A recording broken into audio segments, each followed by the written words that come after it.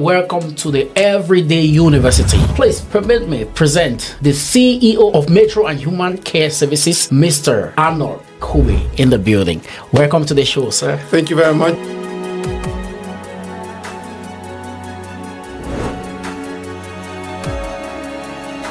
At what point did you decide to engage into this kind of business? I was inspired by working with people with disability back in the days when I first arrived in this country. And later on, I worked with sex offenders. From what I understand, your establishment, you own the building. Yes, you I own all my buildings, yes. What are the steps for someone to start such a business? Most family members are shareholders who invested nothing, but they have a say in how you live your life. People don't get to understand it.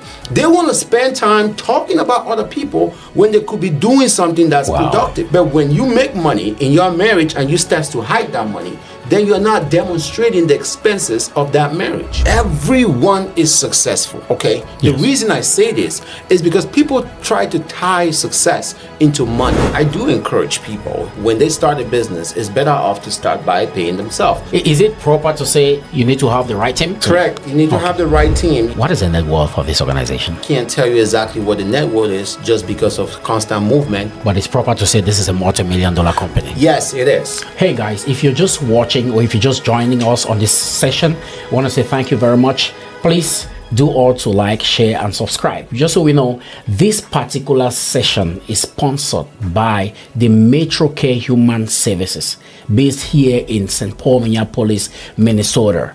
Thank you very much for watching and keep subscribing because that means a lot to us. Thank you. Welcome to the Everyday University where legends speak and dreams take flight. Today, I will be speaking with one of the most enchanting gentlemen, one of the most humble guys I've met ever since I came to this state. Ladies and gentlemen, I'm in this great state of Minnesota, a state full of 10,000 lakes, and one man is turning lives around through community care. I'm talking about the CEO of Matro Care Human Services. Ladies and gentlemen, this guy is not only humble, he's a down-to-earth person. He's making it big time, impacting lives within and without Minnesota. And it's an honor for us to have him on the show today. Without wasting any time, ladies and gentlemen, please permit me present the CEO of Matro and Human Care Services, Mr. Arnold Kubei, in the building. Welcome to the show, sir. Thank you very much. Nice having you here in my office. I appreciate being a part of the show. Absolutely. Every time we meet an individual from a community impacting the world of this magnitude, it's an honor for us. Because we're always starting, and this is the 5th episode on the show. So, yes. Thank you. Thank you for being part of the show. How about we dive into the questions right away? So, Mr. Arnold, could you please help the audience understand at what point did you decide to engage into this kind of business? I know you must have been doing other things before now, but at what point in life did you say, hey, I want to start investing or doing a business in human services? I think I was inspired by working with people with disability back in the days when I first arrived in this country. And later on, I worked with sex offenders. And I realized that a bunch of people who were locked up, not really locked up, but receiving treatment at the time, some of them came from Africa. I met a guy from Kenya. I met a guy from Ghana.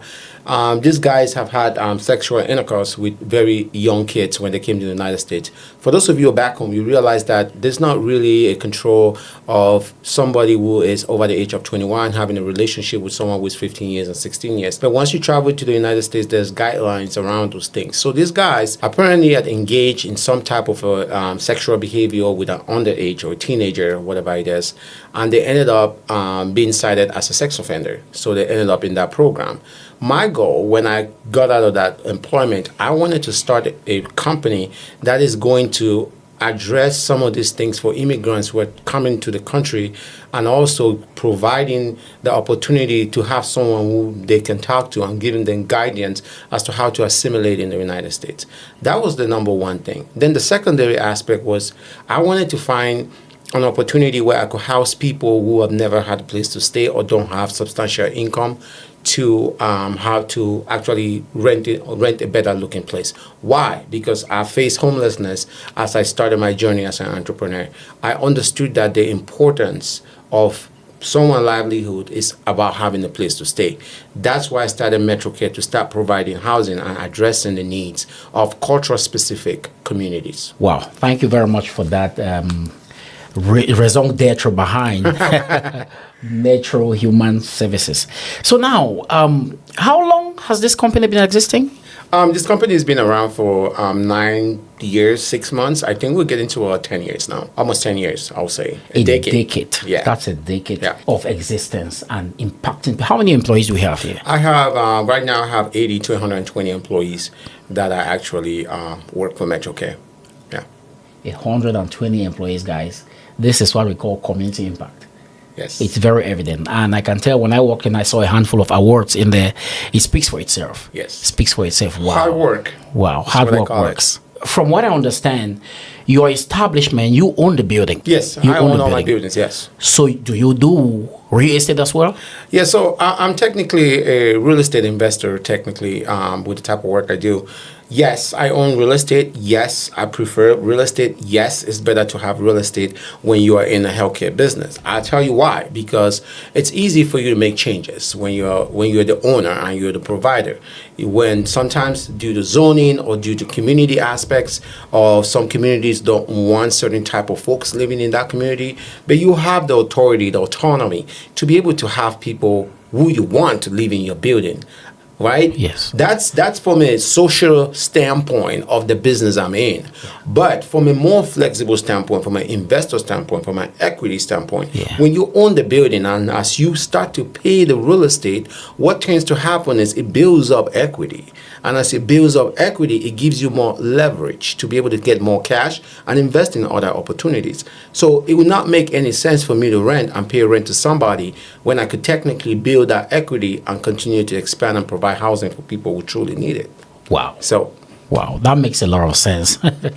Because I know that some folks will say, hey, I can start this business, but I can start renting and things like that. But if you have this grounded knowledge of real estate, you can do both at the same time. Yeah, you can do it. You can do both simultaneously. The thing is, I don't want to mislead people about owning real estate and renting. Okay. If you don't have the money to start, it's always okay to start. Right. Okay. But once you start and you get comfortable, you can start acquiring that real estate. Or sometimes, if you're more of a risk taker at a 10 level of taking risk, you can do what's called contract for deed. You can rent somebody's place to eventually buy it out from them, right? You get the first rights of refusal, which is basically saying they cannot sell it to anybody except you. You can do stuff like that. That's okay.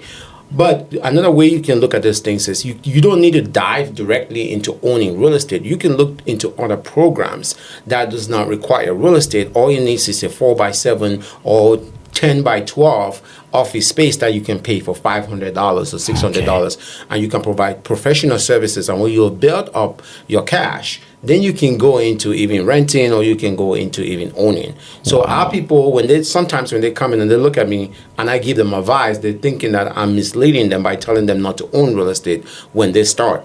I encourage people to start with the things that does not need too much money, right? Yes. And then later on, if you have to invest into real estate, then you have that cash to be able to do that. Wow. I mean, that's the entire concept of starting small and scale up. Correct. Wow. Correct. That's the concept. Wow, that makes a lot of sense. Yeah. Thank you very much for that explanation, Mr. Arnold. So now, there is someone out there looking forward to start this kind of a business. They are looking at you. You are a role model to them. Yes. Like, I want to do what Mr. Arnold is doing.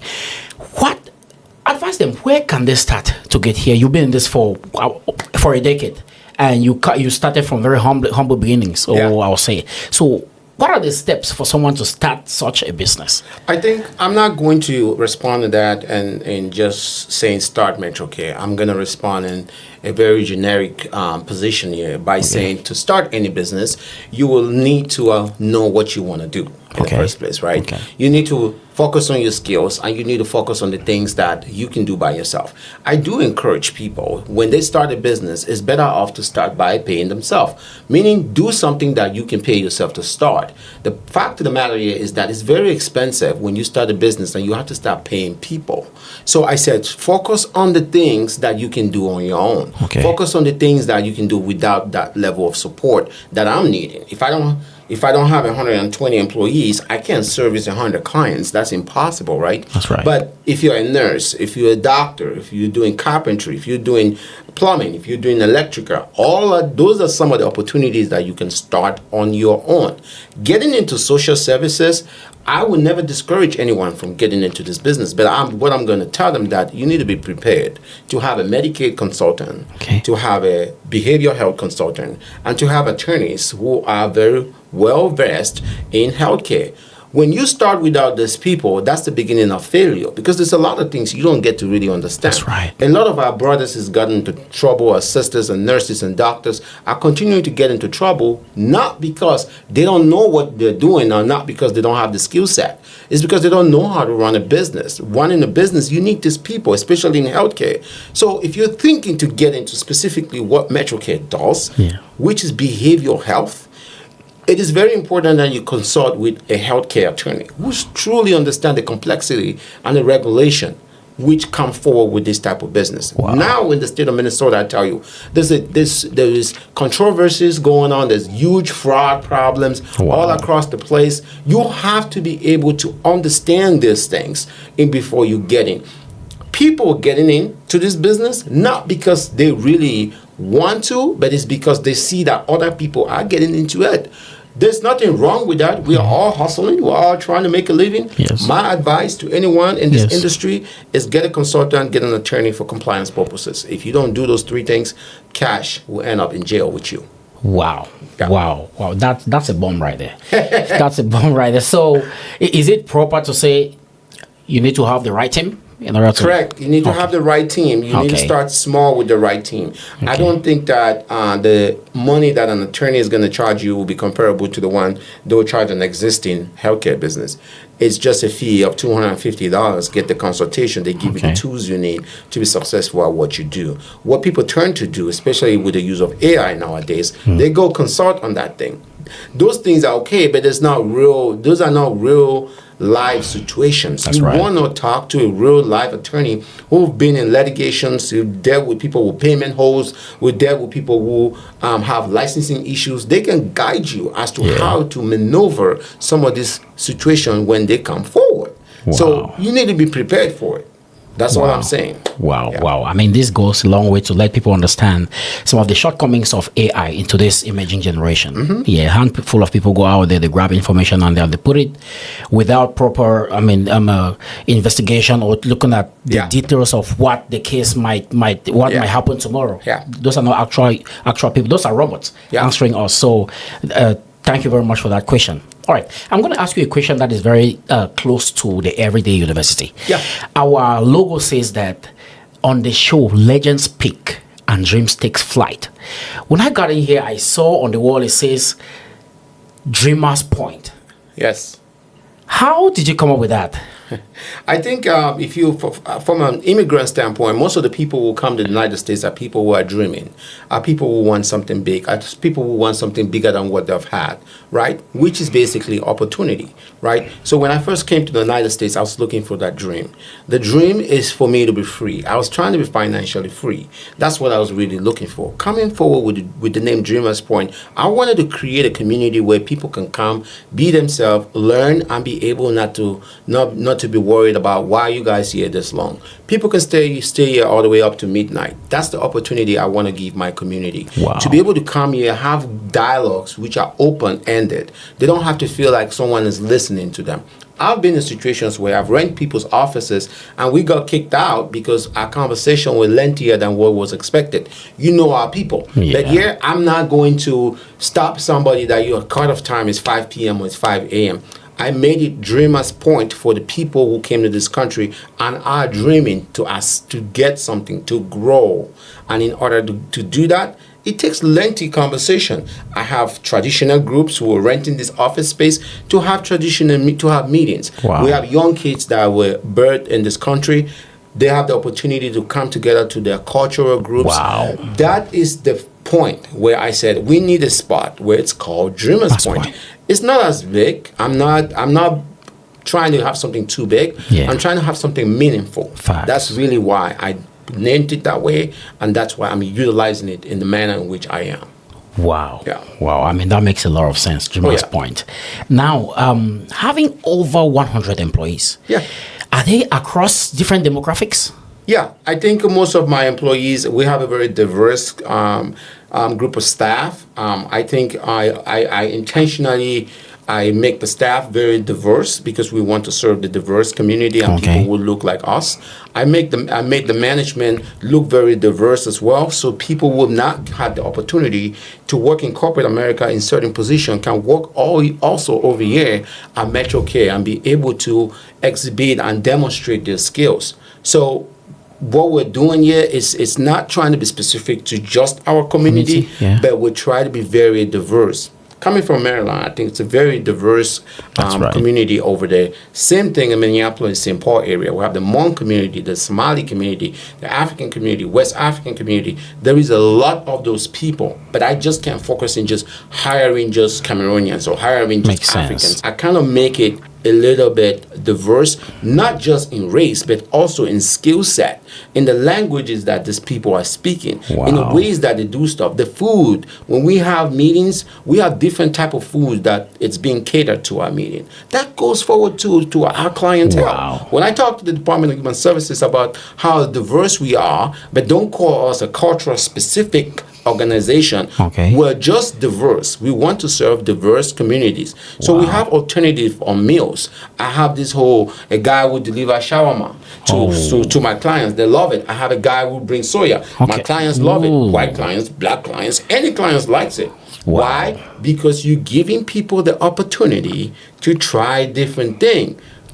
Cultural specific doesn't mean race only. Wow. It means food. It means how you worship. Yes. It means a lot of different things, even Wow. skill set. The way someone from the other side of town, meaning the way a Caucasian is going to approach a question will be completely different from the way you and I would do it. Correct. We might want to sound like our history teachers back home so we can explain from top to bottom, but this guy will slide it right in the middle and everybody will understand it. But when we have that mix in skills and communication and Yes. type of food, I'm telling you, Wow. this company has never been strong the way it is today. Having a very cultural, diverse people who work in here. Wow. Hello viewers, if you're just tuning in or watching us for the very first time, we'd love your support. Hit that subscribe button and help us reach our target goal of 10,000 subscribers in 3 months. This will give you access to exclusive and awesome content with different entrepreneurs, and it equally gives you access to a very vibrant community. Don't forget to like and drop a comment. We can do this together and we're counting on you. Matro Care Human Services, a decade of existence. Yeah. What is the net worth of this organization? I think it's difficult for me to tell you what the net worth is. I think the company has a good range of numbers, and it does have a very solid foundation, which is our employees who are actually building on and getting the company going forward. When we start talking about net worth, we're talking about what the company ends up brings home and end up start sharing that with its board members or with the organization, right? Okay. This company, I can tell you revenues. Revenues are above $15 to $20 million in sales, right? But I can't tell you exactly what the net worth is just because of constant movement Okay. of changes and liabilities and lawsuits and all those things. It does affect. So it's kind of hard for me to really point at a number. But Yes. I think that it's solid enough to expand more. Wow. But it's proper to say this is a multi-million-dollar company. Yes, it is, for sure. It is. Wow. It is. Wow. It's above the 10s and up to the 12s and keep going higher and higher. And the goal is to recruit more people, not just to get that number out, but to be more impactful in our communities. Wow. Wow. Yeah. So now, Mr. Arnold, you running a multi-million-dollar company. Do you come from a lot of money? I never came from a lot of money, to be honest. I think my journey, as most people know, which I've always explained, is that my father was a cocoa farmer. He died at the age of 90. We used to go back home to a small town called Kliwindi. I grew up in Kumba. I'm a Fiango child, and Okay. I grew up in that community where we got up every day and went to the farm and harvest cocoa, right? Wow. We harvest those cocoa, we put it up, we dry it, we put it in bags, we sell it. You all know how it works Yeah. back home. Take that money, and that's how I went to school. But what is pushing me every single day is one thing my dad told me is if you always want to gain respect, either in your community or your wife or your friends, you have to make sure you're a very hardworking man and you're a provider. Once you continue to provide, you will gain respect and people will identify you as a good leader. I never came from a lot of money, but my dad said a lot of wisdom that at a very young age, I still did not understand. But once I started becoming successful, it starts to click. It starts to click. And that leads me into a conversation that when I first came to the United States, my first business was a cleaning business. Okay. Right? So I'm going around and cleaning people's houses, and I run a little commercial on Amazon where people bought my vouchers. Right? Okay. I did another one on back in the day called Living Social. Wow. Okay. And then I have about 300 to 400 people bought that voucher. And I did the voucher too cheap that it was just my wife and myself who were available for the cleaning. We had 300 homes to clean in Minnesota, and it's just the two of us. I had no money to do it. That tells you that I dream big. Yeah. Sometimes then that becomes a problem. But what ended up happening is that most of those vouchers expired, and those customers did not call us anymore, right? Okay. But we got paid from it. Right? Yes. After that, I decided that that's not something I wanted to do. I ended up utilizing that money to acquire a gas station. So my story that stems from a cleaning business elevated to owning a gas station owner. But that gas station died a natural death within 14 months. Okay. What costed it is the fact that water got in the tank, it cracked open, then we can't sell gas anymore. So the state of Minnesota shut me down. I couldn't sell no gas, but I could sell the groceries in the store. Okay. So I was already in about $500,000 to $800,000 in debt. Owning a gas station, people just look at that stuff over there. It's very expensive because one, each of those posts you see that is standing there at the gas station is $25,000 for a used one. The hose that you pick up and put in your car is $5,000 for a used one.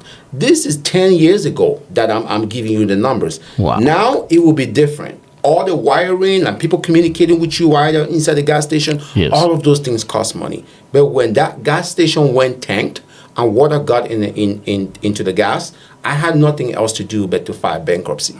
Wow. I was bankrupt in 2016. So I filed bankruptcy September 2016. I lost it, no, September 2014. That's when it was filed, but it was discharged in September of 2016. So I lost everything. Wow. That's where I had no money, nothing, and my dream went dead. So I walked away with $400 after investing thousands of dollars into the gas station. Then I ended up picking up employment for $13 an hour, and here we are today. So I never came from a lot of money. I came from a lot of challenges, and that's why I can navigate myself through those challenges to be where I am today. Coming from a very humble beginning. Yeah. And they're running a company of multi-million dollars. And you had a bankruptcy. Yes. At one point. I was bankrupt. Yes. Yeah, because you took me directly into my next question. Someone coming from a bankrupt situation and how to scale to the next level. What are some of the lessons you learned that you help apply to scale up and that someone out there can learn from? Yeah, I'm going to answer this question like this, and just pay attention to it, right? Yeah. The way I want to structure this response is, one, the number one lesson after bankruptcy is to stop buying stupid stuff. Okay? Stupid stuff are stuff that don't pay you. If anything doesn't pay you every day, every minute of your life is stupid. It's just, is it what you need or what you want? You need to ask those questions. For those who have studied economics, they told us back home, what is your need and what's your want, right? So we need to figure out what exactly you need and what exactly you want. So what I learned from after filing bankruptcy is that you have to buy asset, not liabilities. That's number one thing. Sometimes some people are not in a position to buy asset, but you turn to buy things that you can insure. If there's anything that you cannot put insurance on that you have, you're wasting your time, because when you're in a serious trouble, you don't get no help. That's right. But if I have something, for example, this phone, it has its value to it. So what I can do is I can sell this phone for undervalue so I can get the money to fix my problem. The next thing is stay away from those credit cards. Number one, don't get credit cards from Walmart. Don't get no credit card from Target. Don't get it from any store to be able to use to buy stuff, again, that you don't need. Because those credit card companies which are stores, they are quick to report your late payments to the credit bureau before an actual Visa card does. Everybody does the reporting. Before the bank will do a reporting, they will pick up the phone, they will call you, they will send you letters, but most of these stores don't have that time. As soon as you're late, they just contact the credit company, and then you have that red mark on your credit, and then it starts to become problems. So stay away from store credit. Don't be taking those store credit cards. Start to use more and more of your Visa and MasterCard. Get it directly from a bank. Work with a bank and build relationships. I ask people to say, listen, start getting lines of credit, not credit cards. When you get lines of credit, it's easy that the money you're putting back in those lines of credit, you can take them back out. You can get cash out of it. You can do cash advances. You can do the same thing for credit card. But the problem between a credit card and line of credit is that the credit card has a very high interest rate, right? But the line of credit stems from a relationship that you've built with the bank. So if I did not file bankruptcy, there's certain things that I would not understand. This is what happens when you file bankruptcy. You get all the information from the courts. The courts gives you steps to follow. The information is basically you taking a class. That class is educating you how to manage your money. It doesn't matter how intelligent you are. It's part of the process. During that time, you take time to learn, to see how successful people have managed their money. That's exactly what happened to me. If you are on the verge of filing bankruptcy and you don't know what to do, I tell you to file the bankruptcy. The reason why is it's going to reset you and you're able to implement the things I am implementing today. So since then, I have one credit card and it's $2,000. And that credit card, it's only $2,000 because I go to other states and I need to rent a car. That's it. I don't use anything for credit. I don't buy nothing on credit cards and stuff. No. The other credit card that I have is a company credit card. It's used for renovation of our properties when people need to paint, people need to buy supplies, and all of those things. Why? Because I need to show an expense when I'm flipping my unit. So it goes right back into the credit card. So if something happens to that credit card, they're coming after Matro Care's assets. I can set 2, 3, 4, 5 computers to pay that debt. That debt is backed by an asset. $2,000 in debt is not that much. Yes. An average person can work at McDonald's to pay $2,000. That's right. So stop buying things that you cannot resell. Think about it. If you cannot insure anything, then that thing is not worth anything. Wow. That's the point. Wow, guys. In all honesty, I'm in school. I'm in class right now. You said this every day's university, right? All right, let's go. This is the reason why we love Everyday University, because you will not hear this from school. Yeah, it's nobody will tell you this in school. Even if you go to a business school, you will not hear this. Yep. Wow. Thank you very much, sir. Experience is the best teacher, but it's very expensive. Listen to that. Yeah, experience is the best teacher, but it's very, very expensive. If I didn't have to go through what I went through, I would not know what I know today. Wow. So all of these people posting online, talking about being successful and this, yeah, you are successful within your own self. I respect everybody's hustle. We'll never downgrade, degrade, disrespect anyone as a result of what they're posting or what they're doing. But the real truth about life and success is time. Okay. You texted me last night. I was sitting there with my wife doing nothing, right? Yeah, yes. I saw your text. It was about 10. I said, what do you want to do? You said you want to run a podcast. Yes. I said, all right, I will be there tomorrow. What did I just do? I have the time. I created time. There's a lot of people who want to procrastinate, or they want to tell you it's going to be next week because I have to work, or because I have to pick up a shift to pay for one of those things I cannot insure. Wow. This is rare, man. If I was in church, I would say I'm listening to the gospel. The gospel of business, guys. The gospel of business. Wow, this is mind-blowing. That's an album right there. Guys, look, people create time for the things that are important to them. Correct. I called this gentleman last night. Did I even call it? It was a text message. Text message. And in all humility, his response was very simple, very down to earth. You wouldn't even tell that I was texting a millionaire, guys. I'm texting a millionaire. And he was like, let's get it done. Do you have a cameraman? I'm like, I'm still trying to negotiate one. And he was like, I got a cameraman. Let's go. Let's do it at my office. And here we are today. This is the definition of an intentional human being. Once again, thank you very much. You're welcome. Thank you very much. One thing I want to add to that is the difference between a person who responds faster, it's their level of success. Okay. Yes. In order to be successful, you have to stand on speed. I don't like people who tell me, I'm going to get it done in a week. I'm going to get it done next week. I'm going to get it done in 30 days. Speed. If you text me, give me at least 5 minutes. I'm going to text you back. That lets you know that I'm serious about what you're asking of me or what needs to get accomplished. And that's the same attitude I instill in the people managing Matro Care. If you have a problem, it starts by dropping. It's like a drop of water right out of your bathtub. If you close it, what happens? It fills up and it creates a flood. Wow. Now, when you start having issues at work with a particular employee who is not showing up to work, not getting the work done, why let it go for 3, 4, 5, 6, 7 weeks? Bring that employee and let them know that I'm paying you to have a good attitude and I'm paying you to show up on time. If that's not what you would like to do, let's have a handshake. I'll shake your hand. It's not a problem. Go away. Walk. That's how it's supposed to be.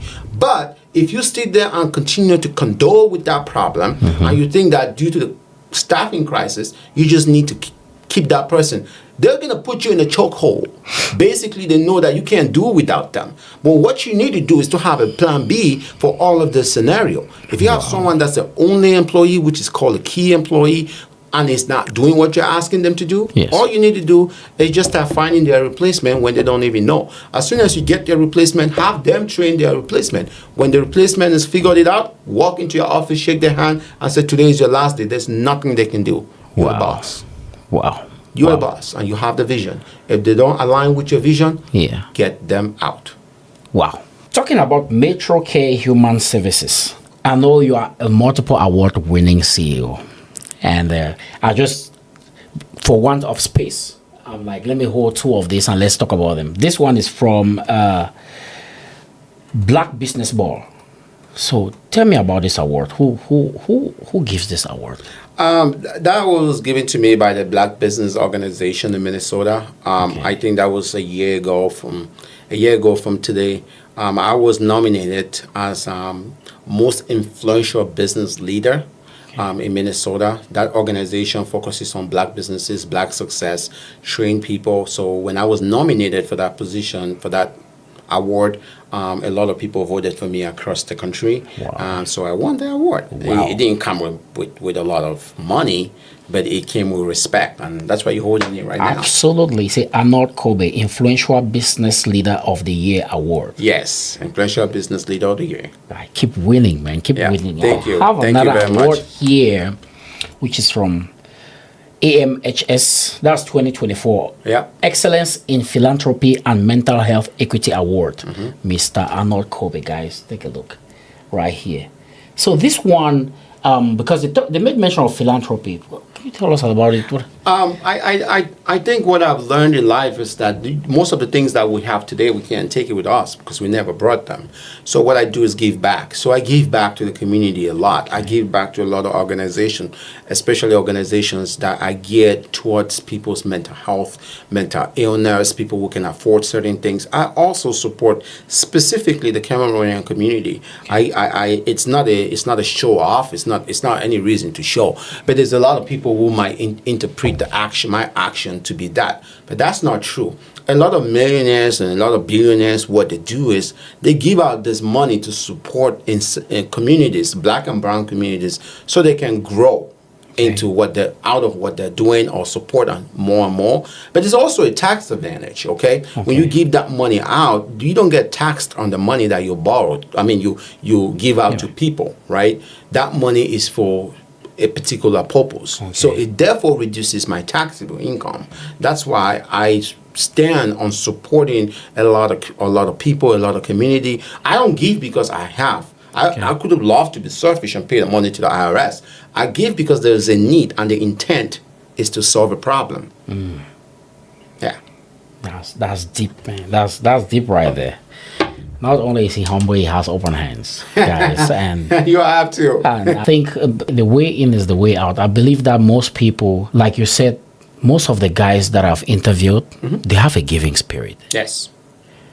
There's a reason for that. Spirit, like they do a lot of charity work, guys, helping communities, helping people, the needy out there, and things like that. So I strongly think it's if you're not giving, start giving. You might become a billionaire. Yes, and then some people are worried about it. They have a sense of entitlement, you know. Okay. And when you start giving, and people start feeling very entitled. And then when you don't give anymore, they start thinking you're a bad person, or they have horrible things to say about you. Wow. Right? It's okay. Like I said in one of my quotes, 80% of the life of a successful man is noise. People make a bunch of noise around me, left and right. Oh, he's this. Oh, he's that. Who does he think he is? La la la la la. Yeah. You can go ahead and say all that stuff is rubbish to me. But 20% of my focus and consistency every single day, it outbids your 80% of noise. So don't focus on the noise that people are making. Focus on the 20%. And for everything you do, whatever you focus your mind to is the product of what you're going to get out of it. So if you're focusing your mind on a goddamn girlfriend who's not productive in your life, or you're in a toxic relationship that is not producing things that you want, you will end up being depressed and you'll be diagnosed with some kind of a mental illness. I'm very serious about this. So what I'm basically saying is, if you keep focusing on one thing and that thing is a good thing, you will be very surprised how much you will gain just on focusing on the things that matters. I will never talk to anyone who said, oh, I heard about Arnold this, or he did something wrong. I will not attack you. You're ignorant. And the only reason you're talking about me is because you're beneath me. That's the point. So people who are at my level, or people who are above my level, or people who are successful, they become allies. Wow. They don't become people who want to talk about me. They become people who want to engage with me. They want to partner with me. They want to hear some of the things that I have to say that will impact their lives. Stop wasting your time listening to 80% of noise. Start focusing your time, 20% of your time, to things which are productive. I'll give you an example. There's a big thing in the Liberian community called Susu.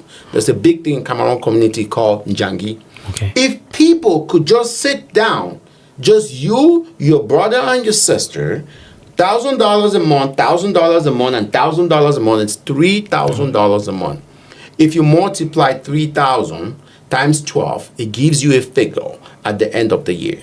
If you do that for 36 months straight, you will not have less than $100,000. You can take that $100,000 and the three of you form an LLC and be a shareholder ownership in that LLC. You buy a duplex, a triplex, or an apartment that has 4 units. You invest in that and you still sit back. It's owned by all of you. What ends up happening? Tenants are in there, they're paying you guys. That money that you said it was for Njangi, the money is no longer Njangi money, it becomes equity. And when you turn that equity, it becomes multi-million. So people don't understand the concept of money. People don't get to understand it. They want to spend time talking about other people when they could be doing something that's productive. Who has time for 80% of your noise? Just listen to what I said. How many people in our community, in this country, spend money on 1, liquor, 2, unnecessary things just to show off so other people can think that they are better? Listen, that's their life, not judging them, but they don't have time. Wow. Yep. Wow. That's how it works. Wow. That's exactly how it works.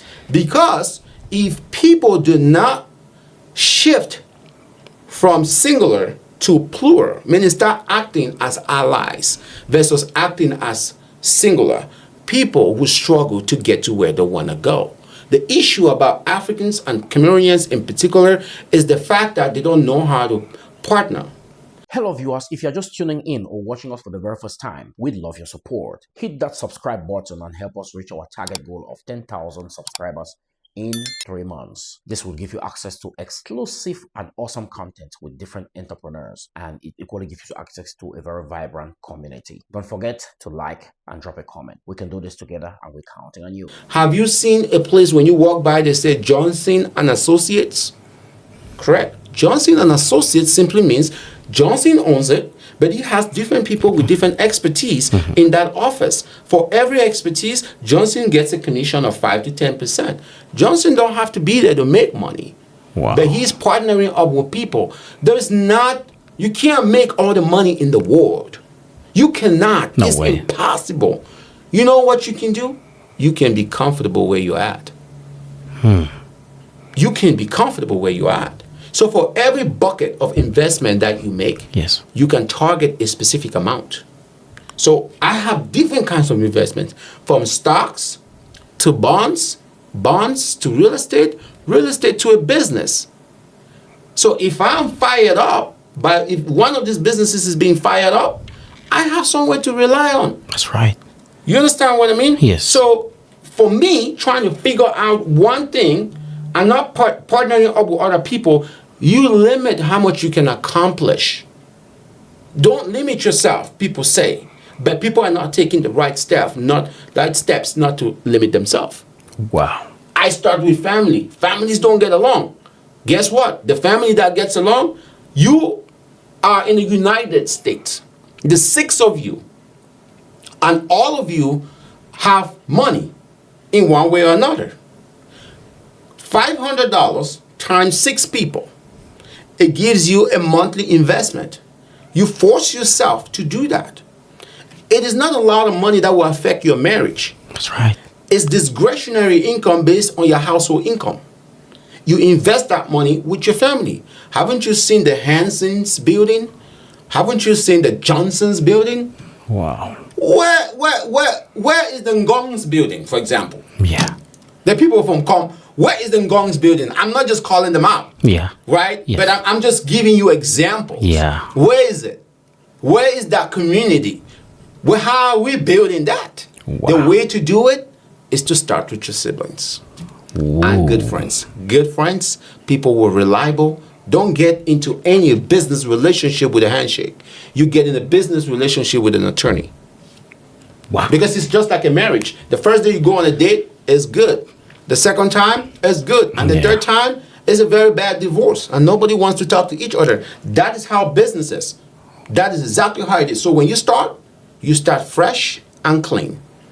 Wow. That's how you do it. Wow. You made mention of a handful of things that are tied to marriage or couples and business. Yeah. So in this given generation, at these times in America, as busy as things are, what are some of the things that couple can do to actually have couple time and still do business in this United States? First thing I want to say is I appreciate you bringing that question. I think this is a very controversial topic, and I think a lot of people have their own opinions about it. But here's my opinion about it. Marriage is a business. To start with, it is a business. When you first meet with somebody that have no kids, it's all about going out and eating and coming back and enjoying yourself, going on vacation. You know, the first expense that comes in, just like any other business, is an investment. The investment is the time you've already put in, and the time that you've put in into that relationship is called the honeymoon time of that relationship. It's just like starting the business, and the first week and you have a bunch of customers coming, right? You're very happy, it's a very successful business. Boom, you have the first child. That's the number one expense you have for the next 18 years. Usually in a business you can cut out an expense, but in a marriage you can't cut out that expense because that kid is going to be there for a very, very, very long time. And once the kid is in there, it also affects how your income levels is going to work. Right? Wow. For those who will have the first kid before you know you have the second, now you have expense on top of expense that has unlimited time of spending. Do you follow me? Yes. You have expense on top of expense that has unlimited time of spending. Wow. During the first 5 years of your marriage is the time you really get to enjoy each other, right? Yes. But once you start having kids, those expense starts to come in. When you see a friend who has a child back to back, one, the lady is tired. Two, the guy is consumed. Because the expenses are starting to get higher than the income that's coming in, both mentally, in the bank account, and also in the household. Okay. Do you follow me? Yes. So I'm mirroring the business, and I'm also mirroring the life of a married person. Now you have 2 kids. What ends up happening is if you got married at the age of X and you're making $50,000 a year, your husband is making $100,000 a year, that's $150,000. But now you have an expense in the middle that pierces into your daily expenses. Now you have to find a way to navigate that. There comes the problems. So number one problem in America is not cheating. The number one problem in most marriages is finances. Why? Because there's some people who are so selfish in their marriage that they don't want to share and their partner don't know how much money they make. How can you get in a business agreement and you don't explain to your shareholders how much money you're making? Wow. That don't make no sense. You Doesn't get make sued sense. by your shareholders. In the event of you being in a marriage and your partner doesn't know how much money you are making, that creates more problem and it creates stress for the both of you. Because your partner is sending a lot of money back home, immigrants specifically. Yes. They're sending that money back home and they're not telling you. Okay. In a household, you're supposed to know your income, what each one is making. That Yes. helps to plan vacation, emergency funds, and other things that comes along with the marriage, just like a business. I can have a flood tomorrow, right? Yes. And I have to make sure that I demonstrate the expenses on my report so my investors can see that that was a real expense. But when you make money in your marriage and you start to hide that money, then you're not demonstrating the expenses of that marriage. That creates what? Anxiety, depression, disrespect. Then the other family starts looking at the other person as the bad person. Now the other family is a bad shareholder. Most family members are shareholders who invested nothing, but they have a say in how you live your life. So in order to have a successful marriage, you got to keep the mother-in-laws out of it. Don't tell them about your business. You got to keep all your other siblings out of it. The worst thing you want to do is to share a problem you have with your wife or your husband that is related to finances to your family member. Because what ends up happening, even after you have fixed that problem, Yeah. there will be family members who will not want to speak to you anymore because of how you were so angry in the moment and explain how you were going to treat your partner. Wow. Therefore, creating so much problems. If you do that in a business, investors will sue you. And what happens in a marriage when you do that? They file a divorce. Wow. Do you follow me? Wow. So Wow. don't think about a marriage outside of a business contract. It is a business contract that is embodied with love. Now there's love. There is that 18 years of expenses that Yes. never goes away. You know, your child is as compared to your office space in the world of a business because the office space never goes away and the expenses always stay. That's right. Does that make sense? Yes. So that's a good comparable, and that's what people are really struggling with in America. Yes, what I start to tell people. I start telling people, if you make good income, buy the house by yourself and have your wife or your husband save his own money. The reason being, now you're already $400,000 in debt by yourself, but your husband is not. But in most states, what ends up happening is it ends up being a couple. And then if they separate, then that's why when most people separate, somebody have to take a portion of the house. But from an income standpoint and from saving money, one person can buy and it's just under that person's name, and the other person can save their money. Both of you can still buy and you can still manage your expenses. I'm only saying in an event where it's not necessary to have both applicants on the application for house, because when you start going into foreclosure, now both of you are on there.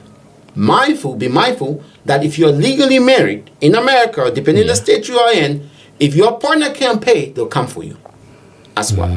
So this is more of just trying to save money outside of the legalities of what the problem you have brings forth to you.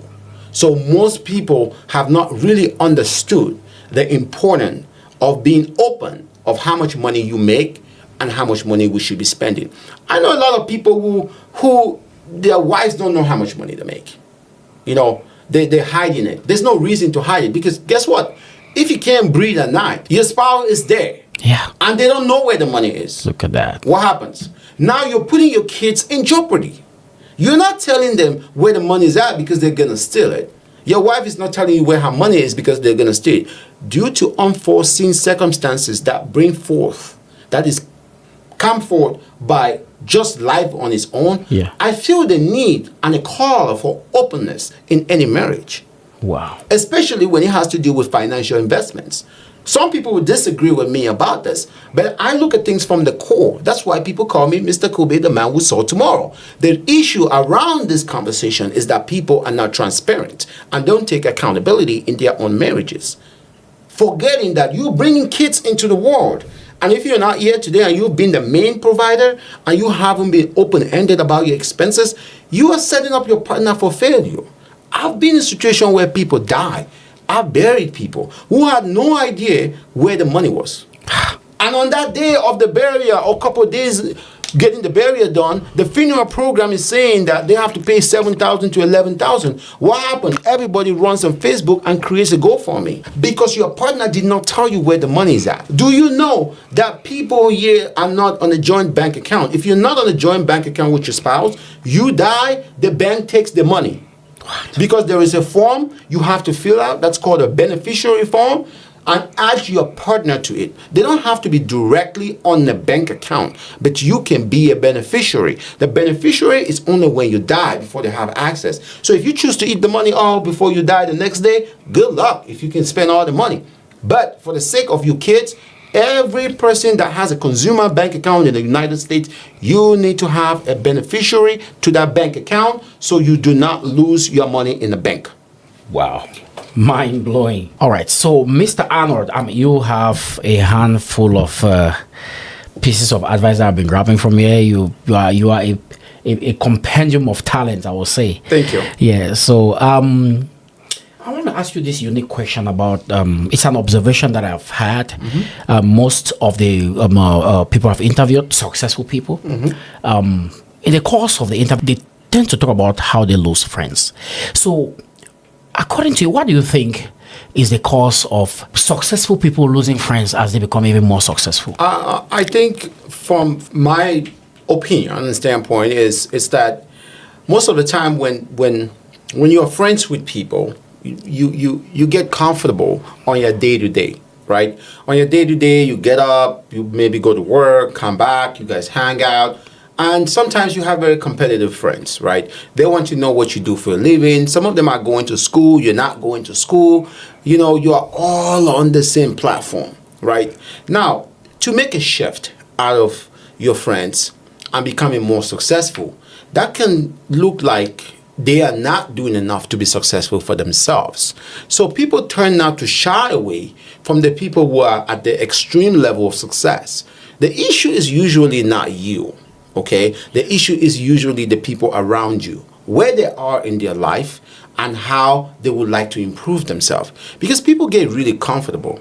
I have friends that I came to this country in 2007, right? Okay. And I have friends that I met at the time. Some of them going to school. Some of them were not going to school. Some of them are very successful. But here's what I want to say. Everyone is successful. Okay, yes. The reason I say this is because people try to tie success into money. It's not always about money, right? Everybody has their own destiny. Okay. If you're a parent, you are successful because your kids look up to you, okay, right? And you're teaching them ways of life. That's your way of success. If you are a leader and you work for a company and you have a team of people look up to you, that is being successful. Now, when you talk about the top 1% yes. of being successful, now these people I just described, they can't make it up to this place. That's why people are lonely at the top, because they cannot relate to their friends whom they grew up with. And there's really no problem with that. There's no problem. What matters is you have to stay humble. Okay. Because you can have all the things you have, you will never take it to your grave. Mark that, keep that in your mind. Yes. I walk around this. You know, success is such a fake way, it's such a fake security. Okay. And I'll tell you why I say this. Success is a fake security in life. Because people who are successful, they still have cancer. They still end up being sick. So being successful does not eliminate life circumstances. That's why you need to treat people for who they are and as God's people. Wow. Just because I do well, I shouldn't disrespect you. I need you because everybody left me. I need someone to talk to. Most successful people are lonely because they can't relate to other people. Wow. So being relatable is a big deal. And then success throws a wrench into it. Because people now, instead of just respecting you as a human being, they look at your money. Everywhere I go, they want to give me a seat. I don't want to sit down. I want to stand with the guys by the bar. Does that make sense? Makes a lot of sense. I don't need no security. I don't need nothing special. I want to be around people. Because when you're around people, it eliminates your stress. Wow. You can relate with people. Okay? Yes. But people tend to shy away from you. I'm telling people, don't shy away. Come closer and you'll learn. But there's some negative people that you need to stay away from. Because those people are praying for your downfall. The devil also says a prayer. Okay. When you sit down and somebody say, I wish we can see him fail. That's the devil saying his prayers. So you have to pray hard every day in order to get ahead. You have to be loved by God in order to get ahead. And to do that, you have to pray. You have to be prayerful. Success is not magical.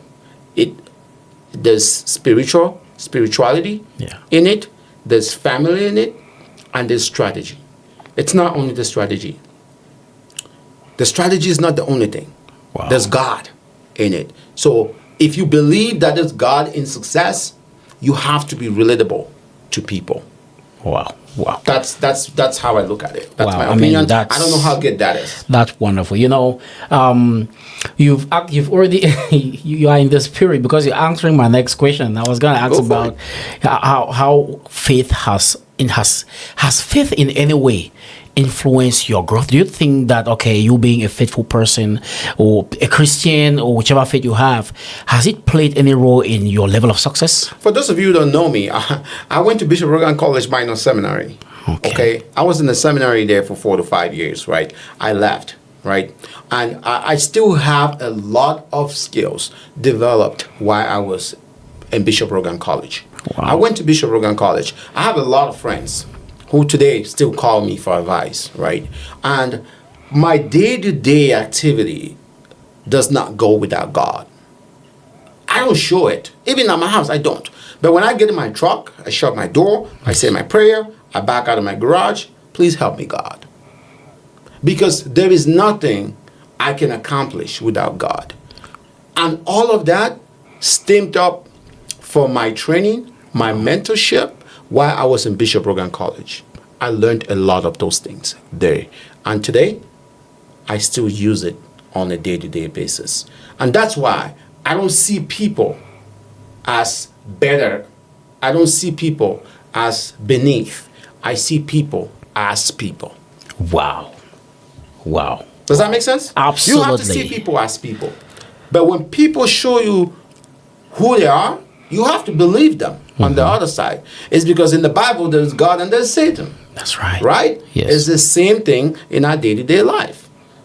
Wow. I mean, that's wonderful. Okay, Mr. Arnold. By the way, the name Arnold makes me think of Arnold Schwarzenegger, one of the greatest of all times. Shout out to Arnold Schwarzenegger out there. So, Mr. Arnold, you have plenty of wisdom from the way you're talking, and it makes me wonder, did you ever have a role model that you decided to follow his footsteps to be where you are today? I would say yes. My role model was my dad, how he treated us when we were growing up, how hardworking he was. I wanted to be a self-contained man. That simply means a man who can provide. I wanted to be a provider without discriminating.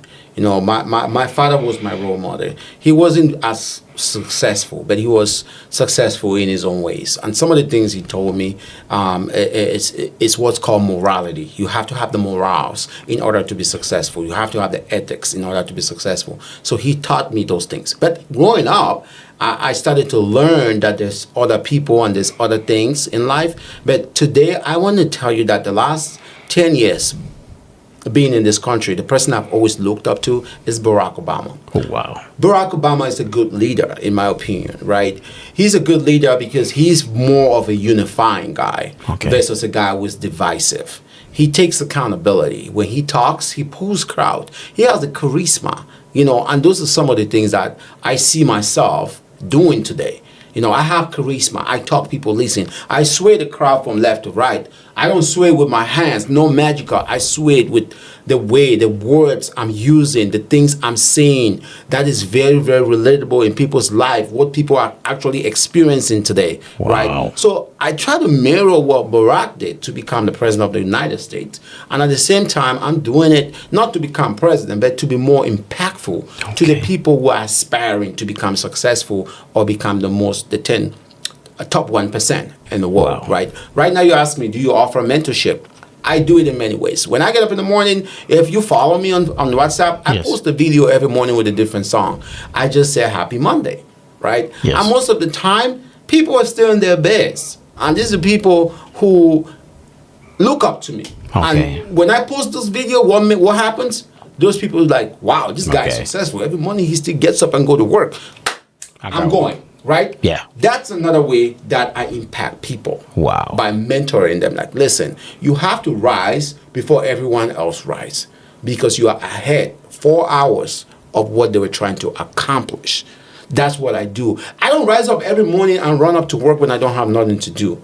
I always have something to do. Before my staff start knocking on my door, I've already set the assignment for the day. Wow. And once those assignments is set, no one knocks on my door. It gives me time between the hours of 10 to 1 o'clock to do my own thing. Wow. Does that make sense? Makes so a you lot of got sense. you need to stay consistent Yes. on them. And for those who are right, they are in the gap of actually leaving their jobs and going into entrepreneurship, Yeah. and they're struggling to make that decision. What they need to do is to find an overnight job, because real things happen in daylight hours. Does that make sense? Facts. You work at night. You during the day you try to build your business, but when you're building your business, you have to understand that you have to have a targeted population. It's what I always tell people. Don't be scattered brain. Don't be building the business that you think everybody. You need to have a target Yes. in order to start a business. And to Wow. stay consistent, you need to keep doing that thing. You can start posting this video. You just told me this was your third or fourth podcast. There's a lot of people who are not paying attention to it. Okay. But there are people who are seeing it, but they're not liking it. But you're seeing the views. Yes. Oh, Okay? yes. That is how business is, and that's how life is. If you stop, those people will stop. One day, for those who are just viewing, Yes. they turn to become likes. Wow. They're going to like it. And when they like it, what does that mean? They've opened it, they've watched it, they love the content. When next they see it, they're not only going to like it, they're going to watch it. Wow. But if you stop, you will not give them the opportunity to know who you are. So do not stop. So do not stop. Keep going. Keep going. Man, this is Rema in business, guys. Thank you. I'm loving this. Oh man. For Barack Obama, Yep. you have impacted the African community, not only the African community, the entire world. And it's evident. Look at people referencing you. And thank you so much for what you do. Being a millionaire in this kind of community. I don't know why people call me no, that. you are a millionaire. It's very clear. I mean, we can't. You see, that's the humble aspect of you that I'm I don't saying, know which why is people call me that. Yeah. I work for money. yeah. I mean, no, but you're a millionaire. don't work in all for me. honesty. So okay, now as a millionaire, I mean, what are some fun facts about you that people don't know? What's hiding behind this business face and spitting out advice and things like that? One thing people don't know about me, I'm a very loving guy. Okay. And I'm a father to 3 kids. Okay. But guess what? I'm very funny, and I say things in a very joking way, but they're Okay. very serious things. I love to have fun. I like to go out and have fun. Okay. You know, when I'm at a club or at a party, people will not Yes. believe that was the guy on that podcast talking all that sense. No, Yes. I don't have to be uptight. The fun fact about me is going out and having a good time. Wow. That's the thing. And I always am around the people who actually look up to me as well. Yeah. And during that time, I can be myself. I can't Okay. really be myself at work because I have to carry myself a certain way.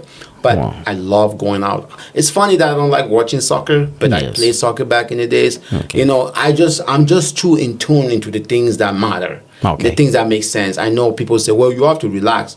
The way I relax is by watching funny videos on TikToks, Okay. laughing on my own, stuff like that. But I love to be out on the streets as well, too. Wow. Yeah. Wow. Makes a lot of sense. Can you look at this camera and talk to somebody out there? One final message to this upcoming generation when it comes to success.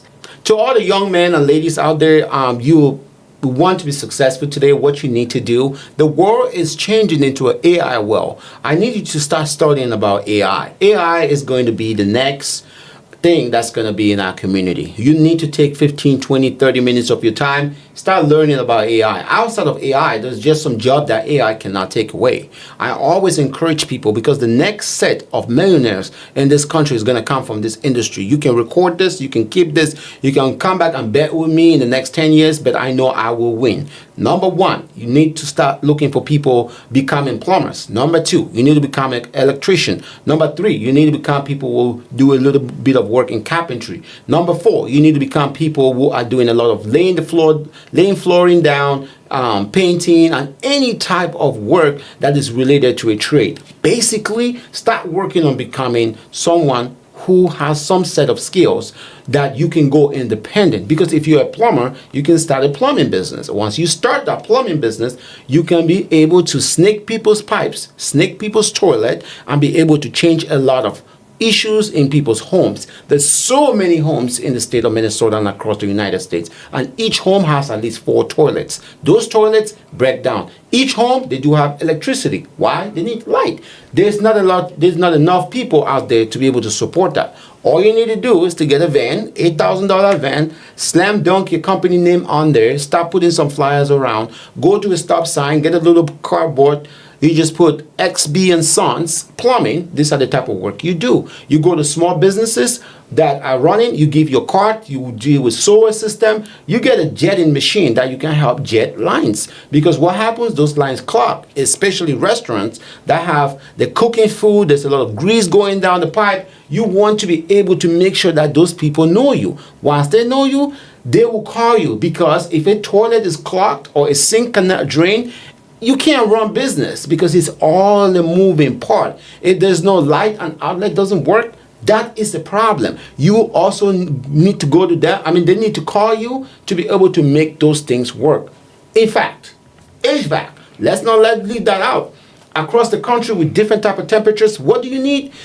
You need to have AC when it's too hot outside, especially when you're from the state of Texas. You need to have heat when you're in the state of Minnesota.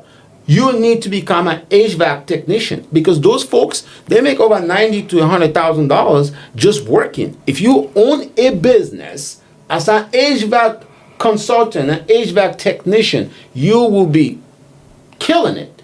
A lot of people will be contacting you for work, instead of a lot of people focusing on nursing. I think that we've been conditioned to think that nursing is the only thing. A lot of people have been conditioned to think that if you are a nurse, you will make it. Listen, there is a lot of nurses who are crying of burnout, who've been disrespected by patients, who have been cited for things that they didn't do, who have been accused and almost lose their license on the board of nursing. But if you're an HVAC guy, if the heat doesn't work, it means the part is broken.